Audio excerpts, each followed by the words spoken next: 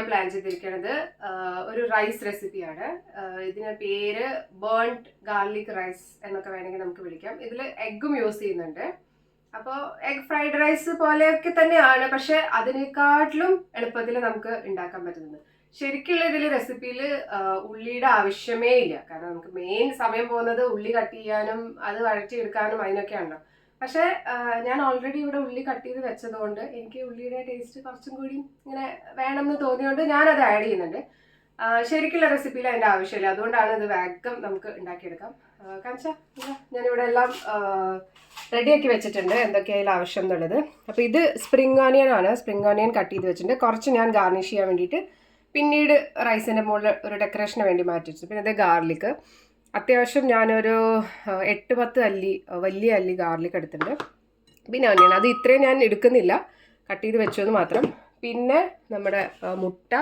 Rice ഞാൻ already ഇവിടെ almost ഒരു 80% കുക്ക് ചെയ്ത് വെച്ചിട്ടുണ്ട്.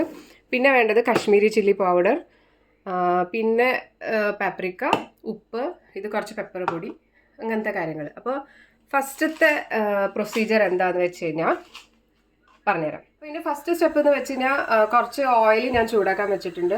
ഒരു 3 to 4 ടേബിൾ സ്പൂൺ ഓയിലാണ് ഞാൻ എടുത്തിരിക്കുന്നത്. ഞാൻ യൂസ് ചെയ്തിരിക്കുന്നത് സൺഫ്ലവർ ഓയിലാണ്. ഓക്കെ, ഏത് ഓയിലും യൂസ് ചെയ്യാം, പക്ഷേ എനിക്കവിടെ വെളിച്ചെണ്ണ ഒക്കെ യൂസ് ചെയ്താൽ ആ ഒരു ടേസ്റ്റ് കിട്ടുമെന്ന് അറിയില്ല. അപ്പോൾ ഞാൻ ഒരു 4 സ്പൂണോളം സൺഫ്ലവർ ഓയിൽ ചൂടാക്കാൻ വെച്ചിട്ടുണ്ട്. അത് ചൂടാവുമ്പോഴേക്കും എന്താ നമുക്ക് ചെയ്യേണ്ടതെന്ന് വെച്ച് കഴിഞ്ഞാൽ ഈ ഇൻഗ്രീഡിയൻസ് എല്ലാം കൂടി ബോളിലേക്ക് മിക്സ് ചെയ്യാം. അപ്പോൾ ഓൾറെഡി സ്പ്രിംഗ് ഓണിയൻസ് ഇതിൽ എടുത്തിട്ടുണ്ട്. സ്പ്രിംഗ് ഓണിയൻ മാത്രമേ ഉള്ളത് അതിലേക്ക് ഞാൻ ഈ ഗാർലിക്കും കൂടി ഇട്ടു. ഇനി അതിലേക്ക് ആഡ് ചെയ്യേണ്ടത് കുറച്ച് കശ്മീരി ചില്ലിയാണ്. കശ്മീരി ചില്ലി ആകുമ്പോൾ അങ്ങനെ അധികം എരിവുണ്ടാവില്ല.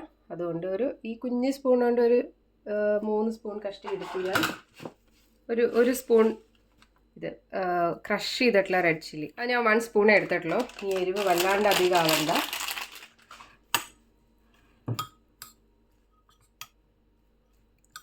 അപ്പോൾ ഇത് ഓയിൽ ഇവിടെ ചൂടായിട്ടുണ്ട്. ഈ ഓയിലാണ് നമ്മൾ ഈ മിക്സ് ചെയ്ത് വെച്ച സ്പ്രിംഗ് ഓണിയനും പിന്നെ എന്തൊക്കെയാണ് ഗാർലിക് ഈ മിക്സ്ചറിലേക്ക് ഒഴിച്ചു കൊടുക്കുന്നത്. അപ്പം എന്താ വെച്ചാൽ ആ ഒരു എല്ലാ ഫ്ലേവറും കൂടി ഒന്ന് എന്താ പറയുക യോജിച്ച് സെറ്റാവാൻ വേണ്ടിയിട്ടാണ്. അപ്പോൾ ഈ നേരം കൊണ്ട് നമ്മൾ ബാക്കി ഓണിയൻ ഫ്രൈ ചെയ്ത് അല്ലെങ്കിൽ നമ്മുടെ മുട്ടയൊക്കെ ഉണ്ടാക്കി വരുന്ന നേരം കൊണ്ട് ഇത് ഓയിലിൽ ഇരുന്നിട്ട് എല്ലാ ഫ്ലേവറും ഇറങ്ങി നല്ല ടേസ്റ്റി ആയിട്ടുള്ളൊരു കൂട്ടായി മാറും. അപ്പോൾ അത് സൈഡിലേക്ക് വെച്ചു. ഇനി നമ്മളൊരു പാൻ എടുക്കുക. കുറച്ച് വലിയ പാൻ ഉണ്ടെങ്കിൽ എടുക്കുന്നതായിരിക്കും നല്ലത്. നമുക്ക് റൈസൊക്കെ ഇട്ടിട്ട് സ്റ്റിർ ചെയ്യാനായിട്ട് എപ്പോഴും നല്ലത് വലിയ പാനാണ്. അപ്പോൾ ഞാൻ എൻ്റെ കയ്യിലുള്ള മാക്സിമം വലിപ്പമുള്ള പാൻ തന്നെ എടുത്തു. അപ്പോൾ പാൻ ചൂടായി ഇതിലേക്ക് നമ്മൾ കുറച്ച് ഓയിൽ സൺഫ്ലവർ ഓയിൽ വീണ്ടും ഒഴിച്ച് കൊടുത്തു. ഇതിലേക്ക് കുറച്ച് ഓണിയൻ ഞാൻ കട്ട് ചെയ്തിട്ട് ഒരു പകുതി എടുത്തിട്ടുള്ളൂ ഞാൻ. അപ്പോൾ ഉള്ളി ഏകദേശം വഴന്നിട്ടുണ്ട്. ഞാൻ നല്ലോണം ഫ്ലെയിം സിമ്മാക്കിയിട്ട് ഇത് ഞാൻ പാത്രത്തിൽ നിന്ന് മാറ്റുന്നില്ല. അത്യാവശ്യം വലിയ സ്പേസ് ഉള്ള പാനായതിൻ്റെ ഓണിയനൊക്കെ ഒരു സൈഡിലേക്ക് ഞാൻ മാറ്റി വെച്ചു. ഇനി ഇതേ പാനിൽ അതിൽ ഓൾറെഡി ഓയിലൊക്കെ ഉണ്ടല്ലോ, നമുക്ക് നമ്മുടെ മുട്ട ഒന്ന് എന്താ പറയുക കുത്തിപ്പൊരിച്ചെടുക്കാം.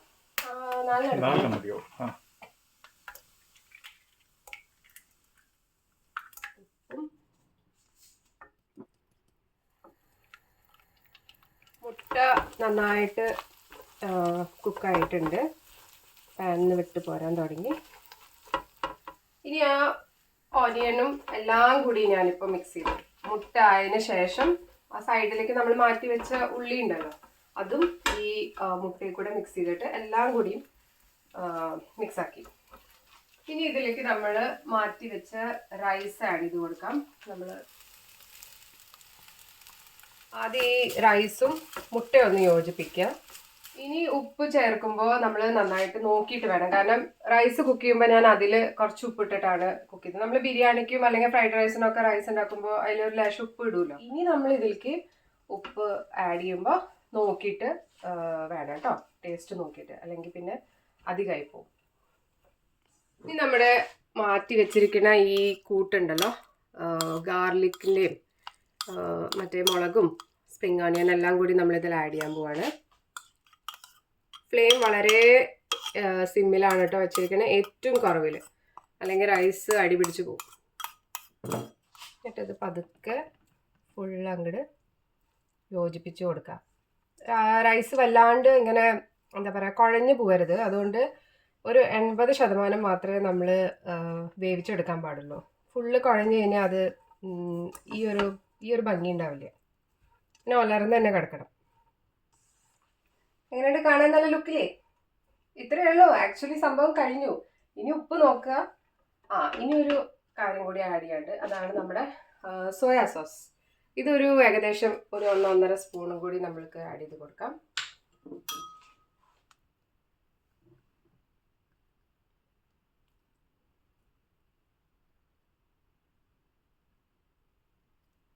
അതും എല്ലായിടത്തേക്കും ഇളക്കി യോജിച്ച് കൊടുക്കാം.